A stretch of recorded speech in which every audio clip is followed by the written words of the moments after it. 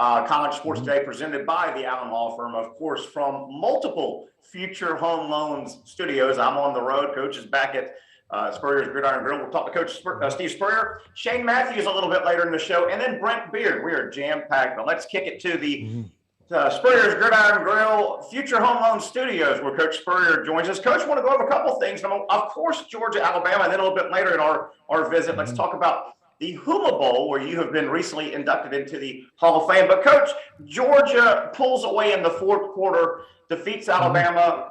The Bulldogs win the national title. I want to throw this out first. These two teams scored like 65 points total the last two times they played. But your prediction last Monday before the game, you predicted Georgia to win the game, and your score was 19-17. Coach, in the fourth quarter, that game was 19-18, and that was really the final score. There were a couple of touchdowns after that. But, Coach, what led you to believe, A, Georgia was going to beat Alabama, and it was going to be a low-scoring game? Terry, I really think I looked at it really as if, hey, it's time for Georgia to get some breaks and maybe Alabama not to get some good breaks here, there, and the other. And I did think it would be a defensive battle, which it pretty much was. And but let me say this. If they played 5 times, Georgia and Alabama played 5 times, I would pick Alabama to win 3 of them. But because Georgia had already lost 1, I just think they were due. They were due for some good things to happen. Yeah. Unfortunately, the Alabama's best receiver, Jamison Williams, I think that's his name, he went down with a knee injury. And then the backup player there, remember he put the one hand up instead of 2 hands on the long pass. Well, just think if they complete that one and Georgia doesn't hit their long pass, which was sort of a jump ball, Georgia receiver made a super catch on it. If those flip the other way, now you're in the fourth quarter with Alabama ahead by a touchdown or so. So, I mean, the game could have gone either way. It was close, but I really believe it's good for college football that Georgia won. I heard so many guys all over the country say it's good for college football, and I agree with that. So the Dogs deserve it. They deserve to be national champ. Kirby Smart made a pretty smart statement, I think. After the game, he was being interviewed, and he talked about the SEC game a little bit. And he said, you know, it's probably just as hard to win the SEC as it is the national championship. And it is. And Alabama won the SEC. And Coach Saban mentioned that after the game. Hey, these guys won the SEC. I think sometimes in life we downplay these conference championships when they are extremely important, in my opinion. And we emphasize that national maybe a little too much, but that's just the way it is, and that's what everybody in America loves to talk about. So it's not going to change. But anyway, it was Georgia's time. I just felt like it was their time to win a close one, and the football gods were going to smile on them, and I think that's what happened. And, Coach, I'm telling you, you nearly hit the score right on the head. That game was 19-18, and it probably should have finished 19-18. It was a slugfest. Georgia ended up scoring, 14 more points kind of, but you nearly nailed it. I tell you, watch these NFL games that are starting this Saturday, Sunday, Monday, and everything. There's liable to be a 19-17 game there, too. I don't know why, but that 19 pops up more than you would think it would. Coach, getting back to the ball game, and yes, it was a shame that Williams got injured along with Mechie. That's Alabama's 2 most potent offensive weapons. And I don't know if everybody realizes Alabama, their 2 starting cornerbacks were out. They didn't play. I believe I know for sure Job didn't play, the one starter. I think both their starting cornerbacks. That being said, I still don't think you can take anything away from Georgia. If Georgia had a few injuries, nobody would feel sorry for the Dogs. And you got a lot of ball players, but you're right. The young receivers for Alabama weren't quite ready for that stage. They had Bryce Young put some balls right where he needed, and those guys couldn't quite make the big catches for Alabama. Yeah, you're exactly right. And one thing I think we all admire about this game is the way both of the defenses played, really. I mean, you talk about tackling. If I was a college coach, I think I would get a video of this national championship game and show it to the players. Here's how you play defense. I don't think there was very many missed tackles at all in the game. They both went at each other. Both teams really determined to win the game, to give it their best shot. So both teams are to be admired and respected for the effort that both teams played with. And, Georgia, and Coach, after we're done with you, we'll have Shane Matthews and then Brent Beard a little bit later, and I'll ask these guys this. But, Georgia turned the table on Alabama. Generally, when these teams have met, particularly the last 4 times, as the game goes on, Alabama was the team that got stronger and delivered the knockout punch. It was just the opposite. Alabama took the lead at 18-13 in the fourth quarter with 10 minutes left. And that was the biggest lead of the night so far, 5 points, 18-13, 10 minutes remaining. And from that moment on, Georgia threw the final knockout blow, and it had been Alabama the last 4 times. That's true, and they did run the ball. Georgia did a lot better in that fourth quarter also. Georgia, I think they deserved the win. There's no question about it, but it still was a game that could have gone either way. It wasn't a complete blowout the way some of these national championship games have been. But again, I think it's good for college football, and I think if you're not an Alabama fan, most people agree with that. Coach, I want to stay on that real quick, and then we're going to talk some Hula Bowl and let you get about your business. But when the game ended Monday night, I had the exact same thought process. I thought to myself, overall, Georgia winning is good for college football. And then I thought, internally, it's great for the SEC. The SEC now has won the last 3 national championships in football. And, Coach, it's been 3 different programs, LSU, Alabama, and Georgia now. So I think really good for college football in a weird – and not downing Alabama at all, but that Alabama didn't win another one for college football, but really good for the SEC that 3 in a row, 12 of the last 16, and multiple programs are winning those. It's not just one UCLA basketball dynasty, if you will. There's no question SEC is the most powerful conference. We spend more money. There was an interesting article in USA Today this week about who spent the most money in recruiting. I don't know if you saw it, No. But Georgia was number 1 at $14.8 million. Alabama was second, 11.6, I think. But guess who was third? You'll never guess this one. It was the Tennessee Volunteers. Really? So this goes to show spending is not everything. You can spend a ton of money and still not, be ultra successful. The 4th team, I think, was Texas A&M at about $7.5 million. And then on the other end of that, the University of Cincinnati, over the past 6 years, only spent $2.1 million in 6 years. That's about $380,000 a year. So spending money helps the wealthy, I guess, but you can still win if you do it like Cincinnati does it. Wow, those are interesting, very, very interesting numbers. And Cincinnati's been as good as anybody the last 2 or 3 years. So they're doing something right, not spending a ton of money. So there you go. We put Georgia and Alabama to bed a little bit here. Coach, let's spin off to another topic. I know you're really excited. Last night, I believe there was a big induction ceremony. The Hula Bowl had their Hall of Fame induction ceremony, and the postseason Hula Bowl game will be played tomorrow at noon in Orlando because the Aloha Stadium is being renovated over in Hawaii, so everything's been shifted to the mainland. But, Coach, you go into another Hall of Fame. I know you've talked about that all week with me. I know you're real proud of not only going into another Hall of Fame, the Hula Bowl Hall of Fame, but the class you went into. Talk about it. I think it was last night, the presentation, right? Yeah, they had it in Orlando. They're playing the Hula Bowl in Orlando this Saturday at 12 o'clock. And so they have a banquet Thursday night, last night. Lou Holtz and I went in as a couple of guys that coached in it. I also played in it. I don't know how many guys played and was a head coach in it, but I know I'm one of those guys. And then Tim Brown and Marcus Allen, Notre Dame and Southern Cal greats. I think both these guys are Heisman Trophy winners, College Hall of Fame, and NFL Hall of Fame. So Tim Brown, of course, played for Lou Holtz at Notre Dame, and Marcus were there also. So it's very nice function. The Hawaiian guys were there, Uka Kakamaka Lola, and all those. The guys, they did the dance and the rahs and the cheers. And then, of course, all the players that are playing in the Hula Bowl, which will be in Orlando, were there also. So it was a nice function. They kept it moving quickly. and we were out of there about 9:15, I believe. And Coach, I believe I've got this right. I was talking to our buddy Freddie Wiebe. I believe there's going to be a plaque or something that we can put into the museum there at Spurrier's Gridiron Grill, I think. Well, they gave all of us a big picture and this, that, and the other. Very nice. And then we got a little Hawaiian drum that is supposed to be a good gift from Hawaii state, the land over there. The native people are very, very proud of their culture. And it's really, Hawaii's one of my favorite places to go. Have you been there, Terry?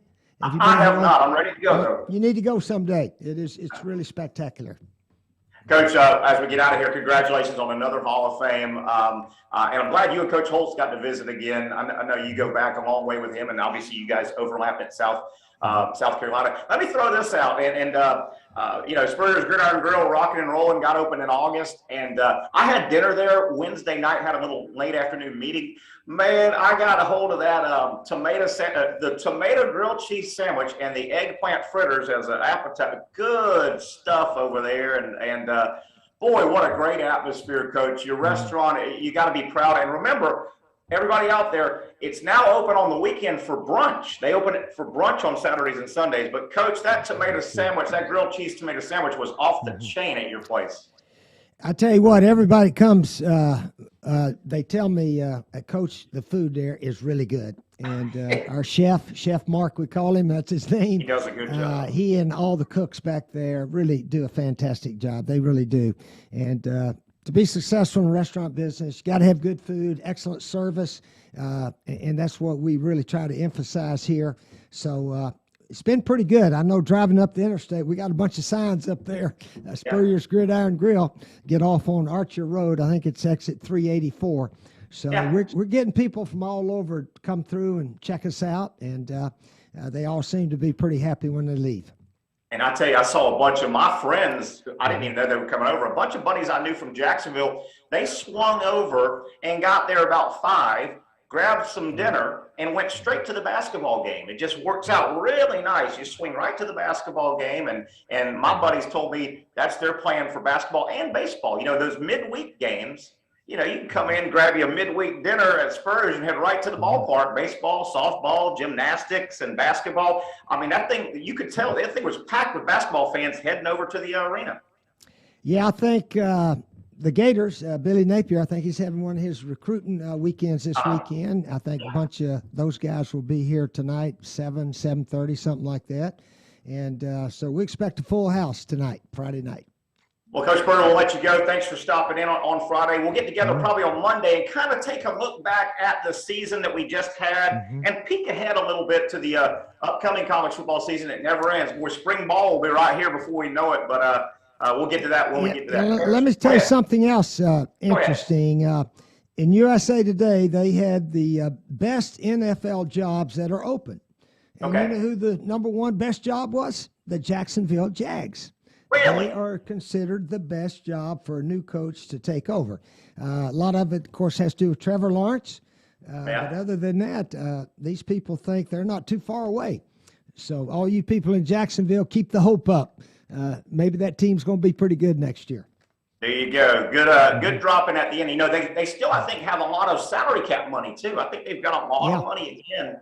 And the number one pick in the draft again, unfortunately. Number one every round they got. Yeah. Okay. There you go. Thank you very much, Coach Steve Spurrier, from his Spurrier's Gridiron Grill. Let's take a quick break. On the other side, Shane Matthews. We'll get Shane's thought. He also liked the Georgia Bulldogs to win Monday, and they did. We'll break down the Georgia-Alabama game in depth on the other side with Shane Matthews. Playing football for 15 years taught me many important things we still use every day fighting for our clients. Things like hard work, toughness, persistence, tenacity. Football taught me when you really want something, you got to be relentless and fight for it every day, not just sometimes. Winning consistently isn't easy. You got to be willing to put in the work and do hard things. I've never taken the easy road, and that's made all the difference in my life. Let me show you what having football tough lawyers can do for you.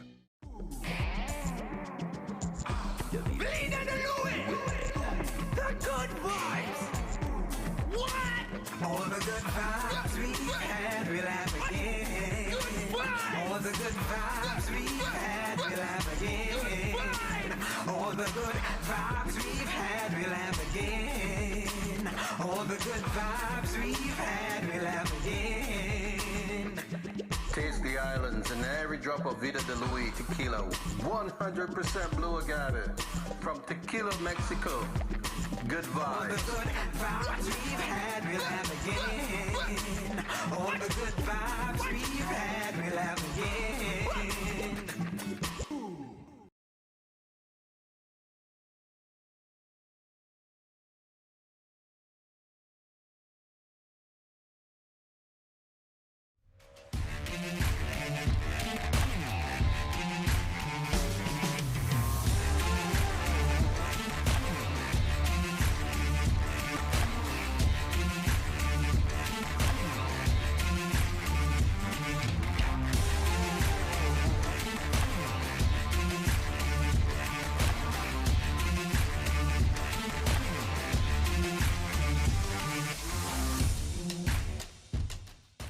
It's time to thank the sponsors that make college sports today with Spurrier, Matthews, and Norvelle possible. Vida de Luis Tequila, the official tequila of college sports today. Make sure you ask for Vida de Luis Tequila by name in your favorite bars and restaurants throughout the state of Florida, and of course, with your next margarita inside Spurrier's Gridiron Grill. Safe Harbor Seafood Mayport, Safe Harbor Seafood Crescent Beach, and Sliders Oyster Bar Neptune Beach. The official seafood restaurants of college sports today with Spurrier, Matthews, and Norvelle can be found up and down the Northeast Florida coast. Safe Harbor Seafood Mayport, Safe Harbor Seafood Crescent Beach, and Sliders Oyster Bar Neptune Beach. The proud seafood sponsors of college sports today with Spurrier, Matthews, and Norvelle. J.B. Coxwell Contracting, established in 1983 and offering complete site development. Go with the company generally considered the most well-respected heavy civil construction firm in Northeast Florida. Go with J.B. Coxwell Construction. For advertising information to get your business on college sports today with Spurrier, Matthews, and Norvelle, simply shoot me an email, tnsportsjacks@yahoo.com. Again, shoot me, Terry Norvelle, an email, and I'll get back with you. That email address again, tnsportsjacks@yahoo.com. As always, what good stuff from the head ball coach. Don't forget Spurrier's Gridiron Grill open, rocking and rolling. If you're in the Gainesville Celebration Point area, get by. You will not be disappointed. Back on a Friday, thank you to the Allen Law Firm, our title sponsor. If you need a legal consultation about anything, it's very, very easy. Just pick up your phone and talk to the good folks over at the Allen Law Firm. Pound YES gets you right through. We are coming to you from our mobile studio, the Future Home Loan Studios. Boy, if you're a new year, maybe you're looking to purchase that home, you've been waiting to get everything squared away and do it in the new year, or refinance, go with the best. Go with Future Home Loans. Look them up online.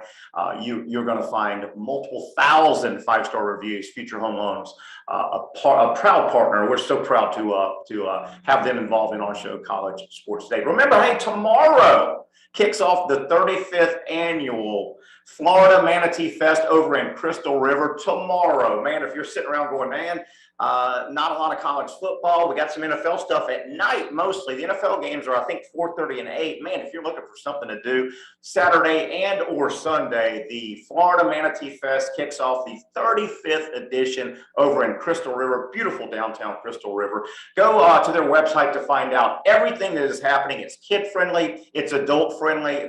It's educational. It's just a great time. They've done it a long time. They know how to do it. Go to their website, GoManateeFest.com. GoManateeFest.com for all the information. Tomorrow, Saturday and Sunday, big time happening at the Florida Manatee Festival, hosted by the Citrus County Chamber of Commerce, and it comes up tomorrow and Sunday, Saturday and Sunday. Their website will give you all the details. Fun time in a beautiful locale. And we want to thank those great folks for being a sponsor on our show for a couple of years now. We're going to have to talk with Shane Matthews here momentarily, and then on the after the final break, we'll get Brent Beard on for a few moments. I want to talk to Shane about his perspective. He also liked Georgia to beat Alabama for the national championship, which Shane was correct. Also, I'll have to congratulate Shane. He has defended his Safe Harbor Seafood Picks title. He won again, back-to-back years. Shane goes back-to-back. We want to thank our sponsor, Safe Harbor Seafood, 2 great locations, the original in Mayport with the marketplace. You can take that great seafood out with you. And, of course, the newer location, about a year old now, Safe Harbor Seafood in Crescent Beach. But Shane, we may have, Shane, are you there? I'm here. Hey, buddy, how are you? Number one, congratulations.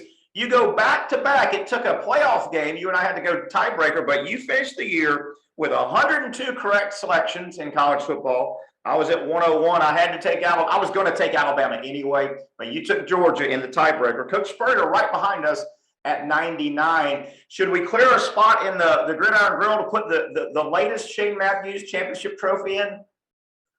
Why not? I mean, it's just, it's like death, taxes, and me winning football picks. What else is there? Shane, you're a lot like Coach Spurrier.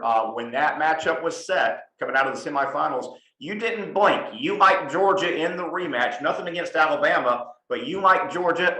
Give me a reason or two why you thought the Dogs would finally get over the hump against Alabama. Well, I thought Georgia was the better football team. If you go back and you really watch the SEC championship game, give Alabama a lot of credit. They made a ton of big plays where the ball was thrown over their heads. And if you go back and you watch the Cincinnati tape, Alabama had issues with certain different twists and stunts that the defensive line did for Cincinnati. And I felt like Kirby Smart and those guys took some of that. They kept the ball in front of them, and obviously not having John Mechie and losing Jamison Williams hurt. But I just thought Georgia was the better team, top to bottom. I was not one time concerned about Stetson Bennett. It just blows my mind that these people all across the country, even during the game, they're like, when is JT Daniels going to be put in? Look, Stetson Bennett ran for his life Monday night. Yes, JT Daniels can't do anything about that. I don't care what kind of arm he has.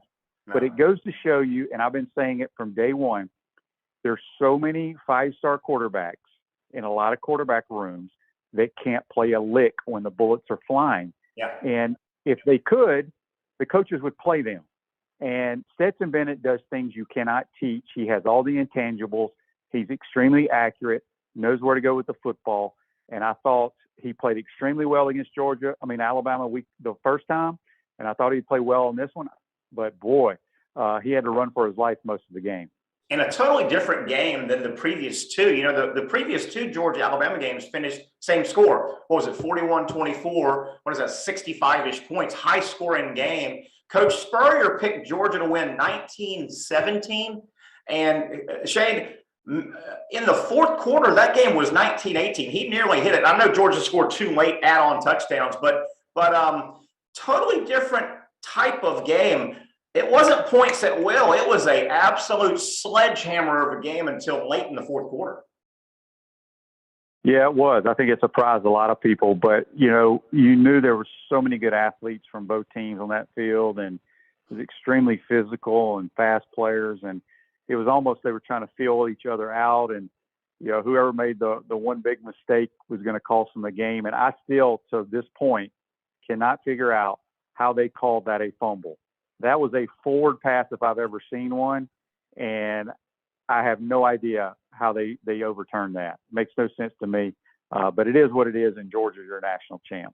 And that really, I think probably the most hardened Georgia fan really got nervous at that moment, because that was the crack that Alabama was looking for, and they got it. They went in.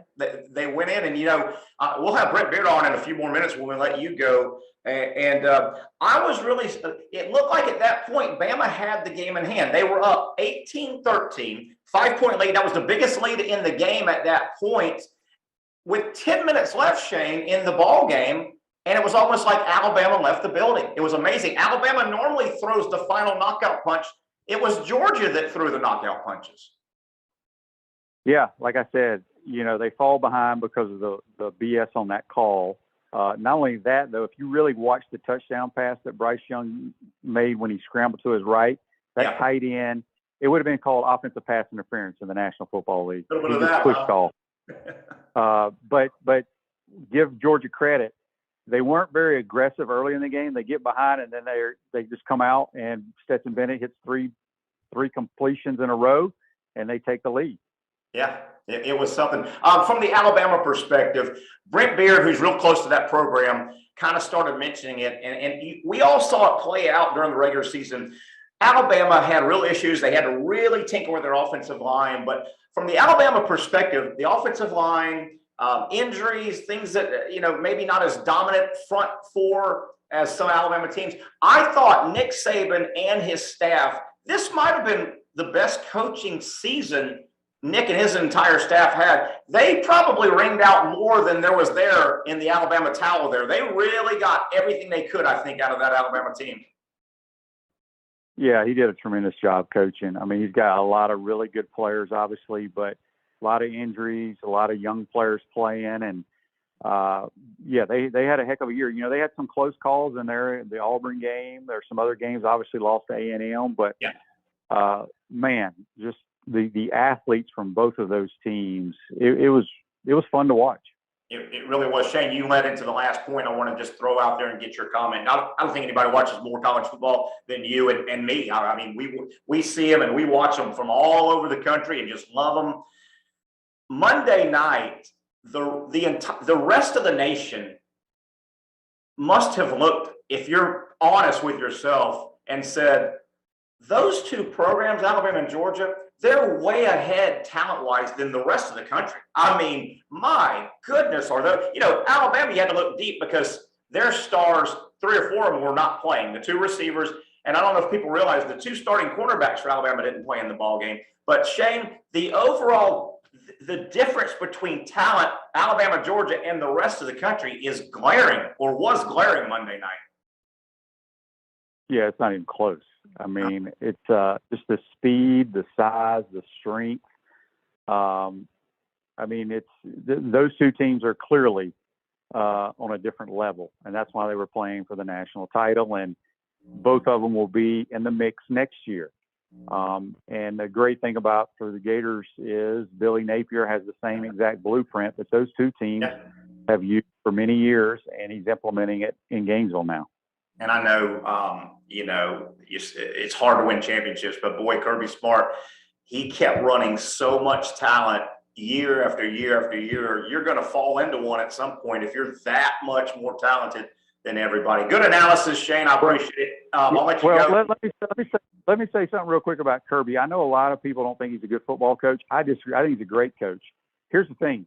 He's been there, 5 years or 6 years? 6 years. Just wrapped up his 6th year. Okay, he's played for 2 national titles in 6 years. Nick Saban did not win a national title until he was 52. Kirby's 46. Yeah. Georgia ain't going anywhere, is my point. Scary numbers. Scary numbers. They're going to be in the hunt for a long time. Yeah, it looks like it. Your early polls are coming out with Bama. Bama brings back their 2 best players, one on offense, one on defense. Bama looks like they're going to be preseason 1. Georgia 2 or 3 right there with them. And, it's up to the rest of college football, to knock them off. Don't blame those guys. Blame the rest of college football for not being good. Shane, great analysis. Thank you. Congratulations winning the Safe Harbor Seafood Picks of the year contest again. Enjoy the NFL. We'll get back together next week sometime. Thanks, buddy. Take care. That's Shane Matthews checking in, and he nailed it as well. Shane Matthews and Steve Spurrier did not hesitate a week ago Monday when we picked our game day choices to win the national championship. Both Coach Spurrier and Shane Matthews, without blinking, thought Georgia would win, and they were both correct, right on the button. Let's take one final break here, or one more break here, get resettled here, and we want to hear from Brent Beard, our buddy, the college sports and college football analyst that knows it as well as anybody. Want to dive into Brent Beard's thoughts on the championship game, and where does college football / the SEC go now after Alabama and Georgia once again both put their flag in the ground and said, we are the dominant programs in college football. Brent Beard coming up next. Playing football for 15 years taught me many important things we still use every day fighting for our clients. Things like hard work, toughness, persistence, tenacity. Football taught me when you really want something, you got to be relentless and fight for it every day, not just sometimes. Winning consistently isn't easy. You got to be willing to put in the work and do hard things. I've never taken the easy road, and that's made all the difference in my life. Let me show you what having football tough lawyers can do for you.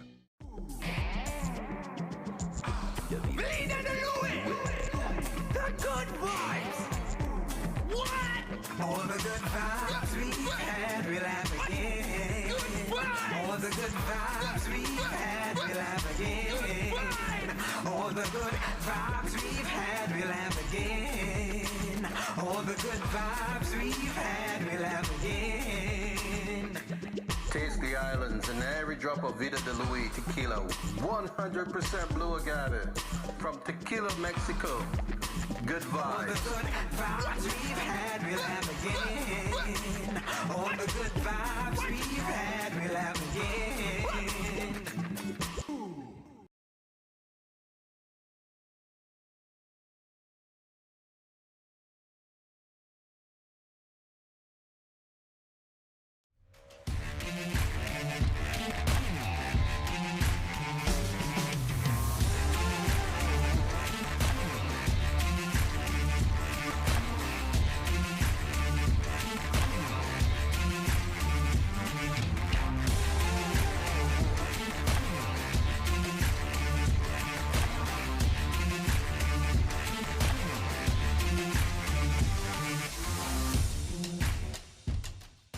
It's time to thank the sponsors that make college sports today with Spurrier, Matthews, and Norvelle possible.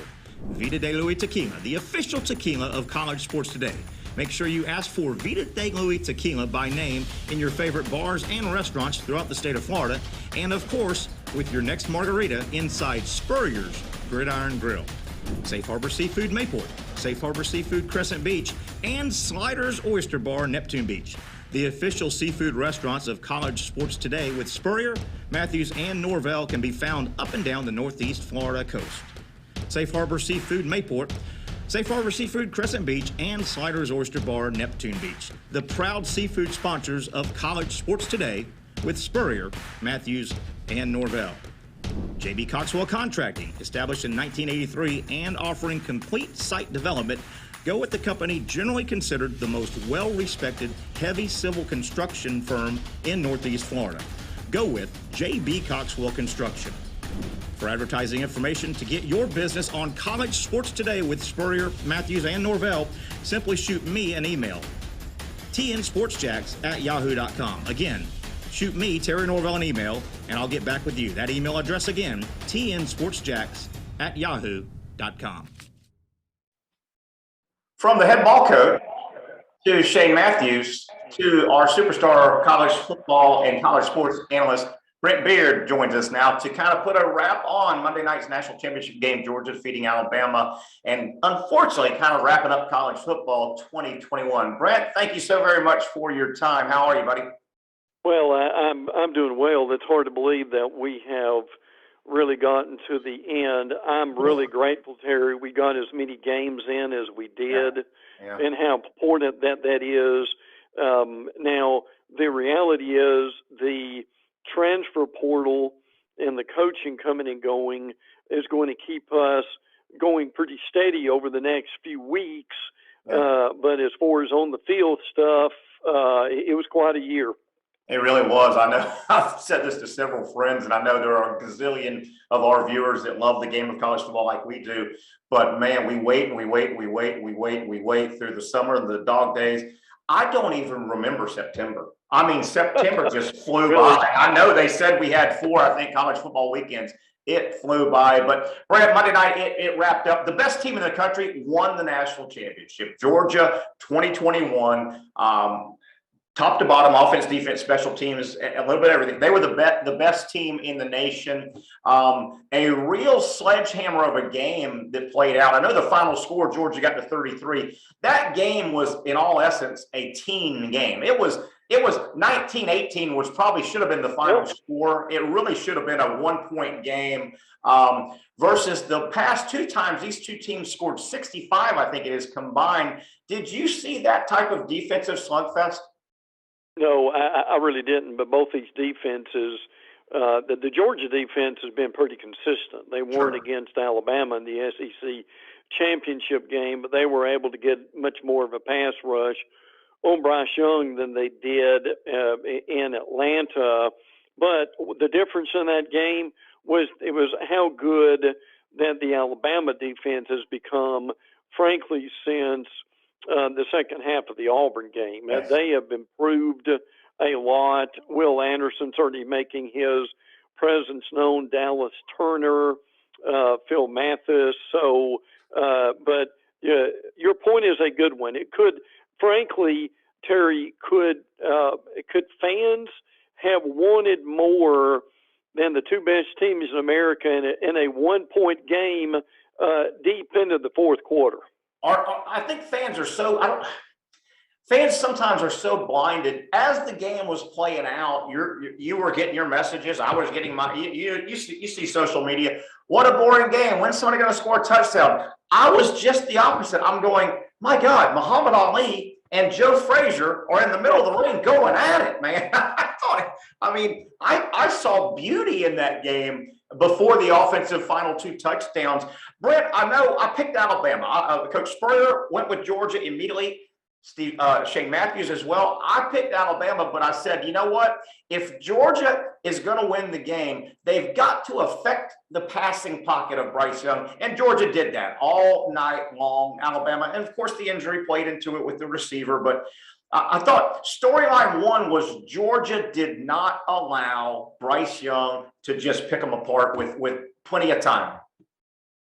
Well, we said in the preview of the game that they would have to make Bryce Young uncomfortable, which they were able to do. Now, again, in the SEC championship game, Bryce Young has only got Jamison Williams, but he's also got John Mechie, too. Yeah. So they were able to stretch the field. The issue was with these young Alabama receivers like Ja'Cory Brooks and Jahai Hall.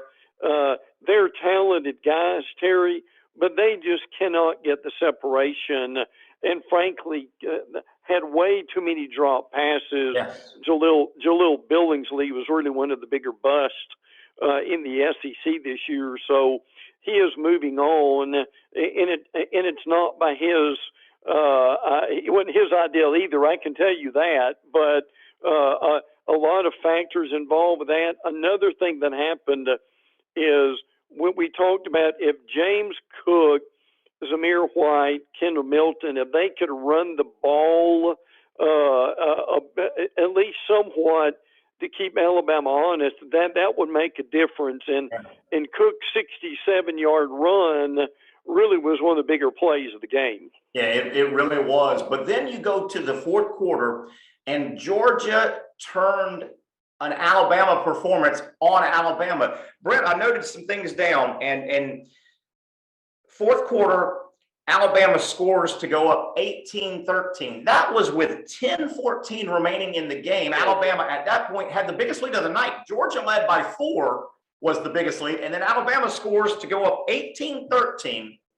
10 minutes in the game, and that's when Georgia threw the knockout punches that Alabama normally does. I really was surprised. I thought in 18-13, and by the way, at that point in the fourth quarter with 10 minutes left, Alabama had run 11 plays, Georgia only 3. So what like they wore Alabama out play-wise early in the fourth quarter. Alabama they had a wraparound drive late third quarter into the fourth to go up 18-13, 10 minutes left, 11 plays in the fourth to 3. And it was almost like Alabama left the building. Georgia said, we're going to start pitching it around. And they picked on those 2 cornerbacks, I think. Alabama, am I correct? They had 2 starting cornerbacks not playing. Yes, correct. And smart move by Georgia saying, let's go bombs away and maybe we can beat them. And they did. Listen, there was one throw that Stetson Bennett made to Mitchell, Terry, that the 40-yarder. He's got Jackson, the Alabama JUCO transfer, draped all over him, and it was about as good a throw as Stetson Bennett probably will ever make at that point. And see, the other thing is, and this has happened in Alabama this year, where they will go on a long drive. They got ahead, as you talked about a minute ago, and then the defense Well, for whatever reason after that it has been very susceptible to let the opponent go down the field and score almost immediately. Yeah. So that's something they've got to really look at. And the other issue was Bama gets the ball back. They're 8 points down. And listen, when you've got to do a 2-point conversion to tie the game, Terry, I think that puts tremendous pressure on a team. But the problem is Bama's young receivers, again, could not get separation. When they had the ball thrown to them, they frankly could not catch it. And some of that is, and I don't criticize Nick Saban for much, but they need to play more players. And if you get some of these younger receivers more experience during the year, and again, they've got to earn it, they've got to be mature, and some of them hadn't been able to do that. So I thought that 8-point difference was huge. Obviously, you had the pick six at the end of the game, but it really looked like, Terry, that they were about the middle of the fourth quarter, that this thing may go right down to the end. Yeah, it really did. You make a great point. Stetson Bennett made a couple of great throws, and I think the one that you referenced a moment ago was to Mitchell, I believe, for Georgia. Yes. Stetson Bennett, great throw, great catch. Bryce Young made, I think, going the same direction. Bryce Young made the exact same throw, and I believe it was Hall near the 5-ish yard line. I mean, hits him right in the hands, and he didn't make the catch. And then going the other direction, there was a great pass that who was the Alabama backup receiver? Brooks, I think. Yes. One hand, you're like, catch it with two, but right. Alabama also, those young guys thrust into action over the past years made the play. Devonta Smith, as a freshman, made the catch. Yes. But those guys weren't quite, the Alabama receivers that had to play weren't quite ready for that stage. I want to throw this in, though. Williams getting injured was big, but you know what? If that happened in reverse, I think people need to realize if Georgia had 2 or 3 injuries and it felt like it impacted the game, nobody would feel sorry for Georgia. You can't feel sorry. You just got to go out and send players and say, go make plays. Brett, overview. Most people agree, and I had the same thought after the game Monday night, couldn't sleep, running the game through. And I thought to myself, in the game of college football nationally, it was good that Alabama probably didn't win. Nationally, Georgia winning was probably better for college football as a whole. Internally, what a great win for the SEC. The SEC now has won 12 of the last 16, 3 straight college football national champions, but Brett, 3 different SEC programs the last 3 years. Great night for the SEC. Yeah, LSU, Alabama, and Georgia now, and a lot of people are looking at maybe Texas A&M could be the next team in order to do that. Now, and again, there's thought, well, if we go to 12 teams with the playoffs, when we end up having a Final Four from the SEC, well, that might happen. But you still got to expand for a variety of reasons in order to do that. But and Terry, I'll say this, you've seen them like I have. The way too early 2022s have got Alabama first. And I can believe that because as good as Bama was, in a lot of ways, this was Nick Saban's best coaching job, Terry. This was a gum and baling wire and scotch tape team that he drugged to the finish line and almost got them to win a championship. And then Ohio State's 2, Georgia's 3, and you kind of go from there. So and A&M's 4. So and believe me, that's what we're going to see in the preseason magazines and the AP poll. We can tell them right now, can't we, Terry? What it's going to be in August when the AP poll comes out. Some people question, well, why not Georgia? Why Alabama? Alabama's 2 best players on each side of the ball both come back. I mean, Bryce Young has to come back, and Will Anderson. My God, how he didn't win they need a defensive Heisman. They really do. I mean, the fact that Will Anderson wasn't in New York and wasn't accumulating Heisman votes was nuts to me. Georgia will lose a lot of players naturally, but they've got great players coming back. That Ohio State team is scary. And then you're right, it's a mishmash of 5 or 6, but boy, the SEC, will it be Texas? Who's going to get up there with Georgia and Alabama? Texas A&M? Will it be Tennessee? Will it be LSU with the new coach? Is Billy Napier on a fast track to get Florida? I don't know, but right now, Monday night, the eyeball test, and me, you, and Shane Matthews probably watched more college football than anybody in the world. The eyeball test was so clear. Alabama and Georgia are so far superior to the rest of the country in just raw talent. Brent, you mentioned the expansion. I'm almost ready to just go on protest and not even follow the College Football Playoff Committee. It's just an absolute joke how they make it seem like what they're trying to do is the hardest thing in the world to accomplish. Right. Multiple days, no answer.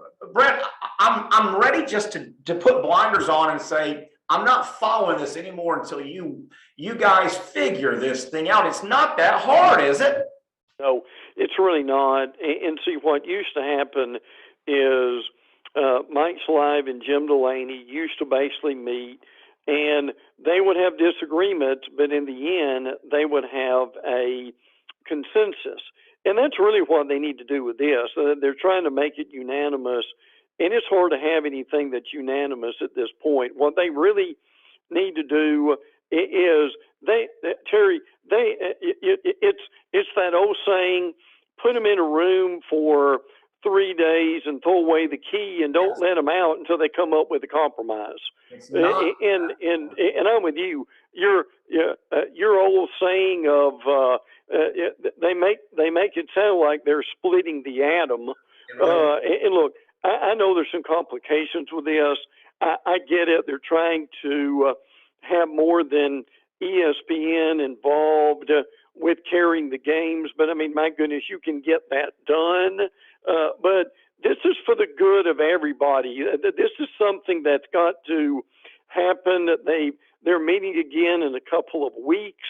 But at this point, they're just being selfish.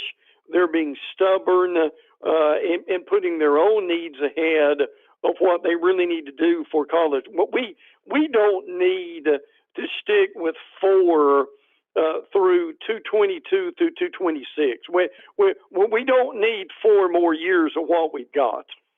No, not at all. A couple more quick topics with Brent Beard, and we'll wrap up a Friday edition of College Sports Today presented by the Allen Law Firm, coming to you, of course, from our mobile Future Home Loan Studios. I want to thank all of our wonderful sponsors that make it happen. I've been asked a million times this time of year. I always get asked this a million times. Why do they play the national championship in college football on Monday night? My best answer to that, and I think I've hit it, is the NFL starts bullying and hogging Saturdays. The NFL just loves to grab that Saturday. And, for the last couple of regular season games, they want to go Saturday and Sunday. And then the playoffs are on Saturday as well, starting tomorrow. I think, first and foremost, it's blame the NFL. They hog up Saturday as if they don't hog up enough during the entire football season. Well, I think that's one part of it. The other part of it is this old axiom of you have it on Monday night because they think that's when they're going to get the best television ratings. Look, Terry, what they need to do is quit worrying about the NFL. They need to put the national championship game on Saturday afternoon about 4 o'clock, the way they do the SEC championship game. And at that point, you've got basically people they can come in and out when they want to be able to do that. It'd be much easier on fans going to the game. There are way too many benefits not to start changing this and to put it on a Saturday. Oh, I totally agree with you. And I understand the NCAA basketball tournament ends on Monday night. The Final Four is Saturday, Monday. I understand that. But our good friend Frank Frangie made a point a long time ago, and I always want to credit him, about the college football Monday night championship game. He said, basically, your big events, your big sporting events are on the weekends. Super Bowl Sunday, Right. Sunday at the Masters. You know, your big events. If something, now I get it if it's a series and you can't predict game 4, game 5, game 6, game 7, it may end because it's a series, that's different. But your big events are generally scheduled on the weekends. They're so big they need to be on the weekends. I'm with you. Brent, looking ahead, just because we do, Peach Fiesta Los Angeles. That's next year's semi, and Los Angeles. Not exactly a hotbed for college football, but after the freezing temperatures in Indianapolis, I think people will enjoy going to Los Angeles, particularly two fan bases. Well, if people haven't heard, the next several games, Los Angeles at SoFi, and then you've got Houston, which is interesting, and then you've got Las Vegas and Miami. Terry, what happened this year? They threw Jim Delaney and the Big Ten a bone, is what they did for Indianapolis. And the stadium itself is fine. The problem with that is you can't tailgate and you can't move around because, look, when people came out of that game on Tuesday morning, Terry, it was 5 degrees. Amazing. It's amazing. Amazingly bad, I think. Goodness gracious, Brent. Yeah, sometimes they make some strange decisions around college football, the powers that be. They really, really do. Brent, I speak for you. You and I, we're available, right? If they need, Yes. Hey, you and I, we're not the smartest, maybe not the dumbest either, but we're available if they need some guidance or advice, right? Are you available? We would be more than happy, and we could give them some really good suggestions to figure this out very quickly. I totally agree. Brent, thank you very much for putting a little cap on that. What I'd like to do the rest of our show, the rest of the month, I'd like to get you on 1 or 2 more times, kind of do a season in review, look back at things that happened in college football for one show, kind of what happened, good, bad, and indifferent as we finished up the season. And then I'd like to do a peek ahead. We did a little bit a moment ago, but kind of a peek ahead. And it's hard to peek ahead until all the portal stuff gets settled. And I think within the next couple of weeks, all the portal stuff should be settled because, gosh darn, coaches want to know what their roster is going to be with spring practice starting in March. Sure. Well, Terry, and this is for future discussion, we've got to do something to put some parameters on this transfer portal, and there are none right now. In other words, and look, I've never said that college football needs to be like the NFL, but the NFL has definitive dates for free agency and things of that nature, and frankly, college football needs to do something similar.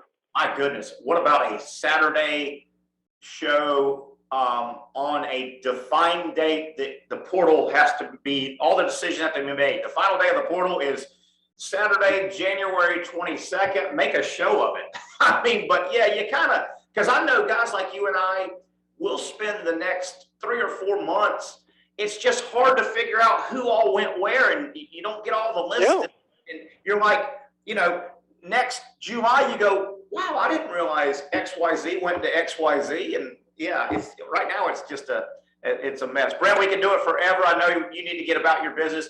Thank you, as always, for coming on and improving our show. And have a good weekend. Watch some NFL football. I guess we have to. The Hula Bowl's on tomorrow. There's college football, but yeah. Well. Hey, the good thing for you and I, you've got college basketball, so that helps. Yes, it does. Thank you very much. He is Brent Beard, one of the best in the business when it comes to following college football, college sports, and he is a great college sports analyst. That will wrap it up. Wow, what a show. If you missed any of it, go back and catch the archives. And I know you folks on the podcast are going to really, really enjoy this listen. Coach Spurrier led the show off, Shane Matthews, and then we wrapped it up with Brent Beard talking a lot of college football and a lot of Georgia, Alabama as the 2021 college football season has come to a close. The Georgia Bulldogs have been crowned the national champions. That'll wrap it up for Evan Miller, doing a great job in a couple of different locations, helping us produce this show. I am Terry Norvelle. Thank you, the viewer and the listener, for following us here on College Sports Today. We'll get back together Monday, 11 a.m. for the next edition of College Sports Today.